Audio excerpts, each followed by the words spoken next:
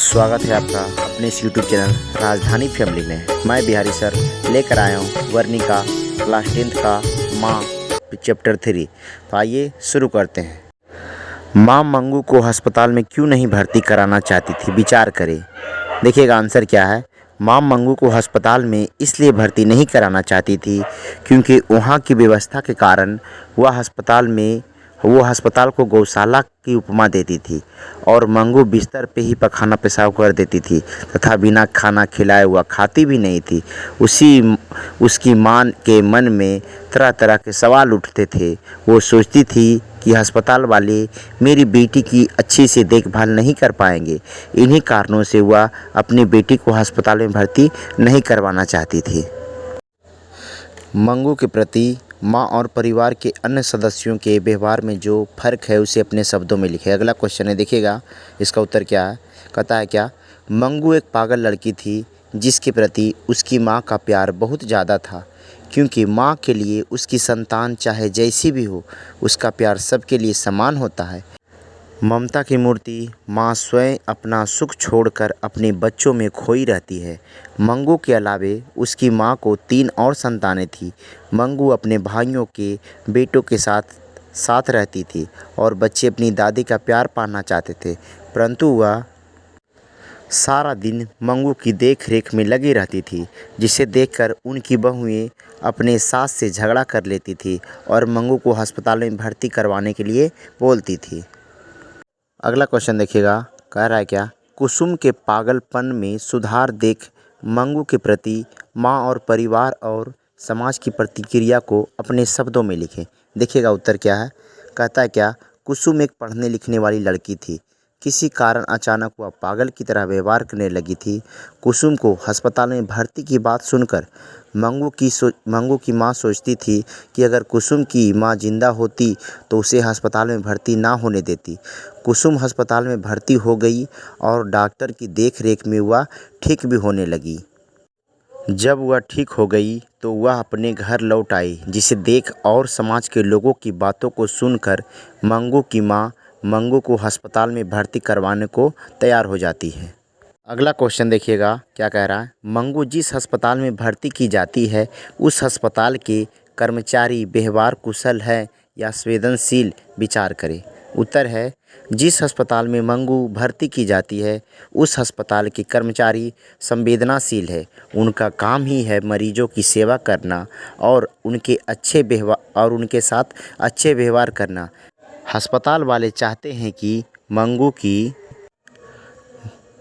की माँ घर चली जाए और उनकी बेटी को अच्छे से इलाज किया जा सके, परंतु मंगू की माँ मन ही मन सोचती कि पागल का ऐसा स्वजन अभी तक नहीं आया है। एक अधेड़ परिचारिका उसे अपनी बेटी समझने लगती है और उसका इलाज करती है।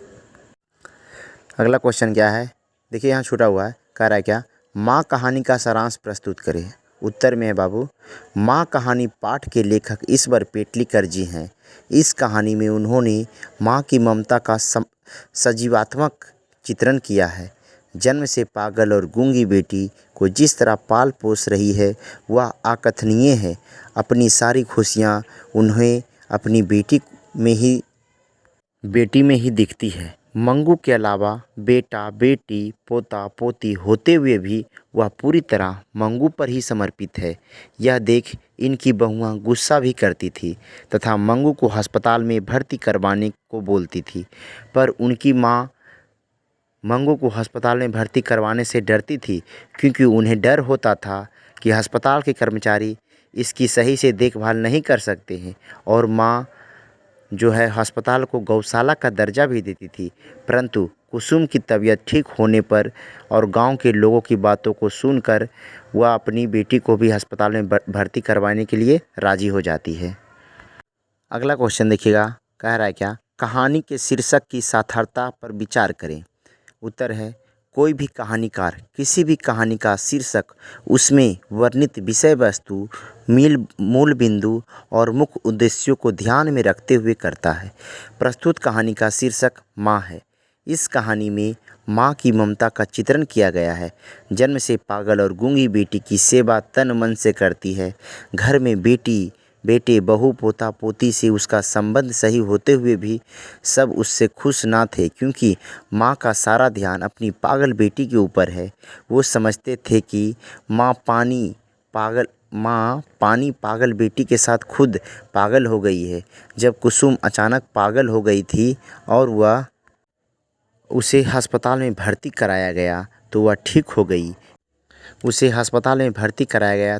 हो गई।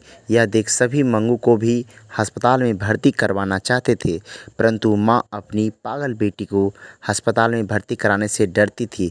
वह कहती है, अस्पताल में इसकी कौन देखभाल करेगा। संतान कैसी भी हो, परंतु माँ की ममता में कहीं ना कमी नहीं आती है। इससे स्पष्ट है कि प्रस्तुत कहानी का शीर्षक सार्थक है। तो विद्यार्थी, यह था आपका पार्ट 3 वर्णिका, जो आपका बुक है हिंदी का, उसका चैप्टर नंबर 3 माँ कहानी के शीर्षक थे। चलिए, तो अगर वीडियो अच्छा लगा हो तो लाइक करें और अपने दोस्तों के पास शेयर करें, ताकि वो भी इस वीडियो का लाभ उठा सकें। जय हिंद।